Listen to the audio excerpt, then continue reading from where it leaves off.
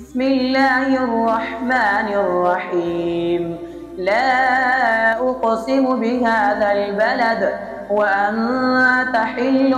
بهذا البلد ووالد وما ولد لقد خلقنا الإنسان في كبد أيحسب أن لن يقدر عليه أحد يقول أهلكت مالا لبدا أيحسب أن لم يره أحد ألم نجعل له عينين ولسانا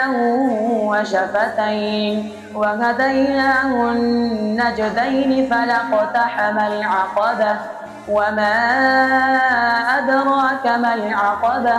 فك رقبة أو إطعام في يوم ذي مسغبة يتيما ذا مقربة أو مسكينا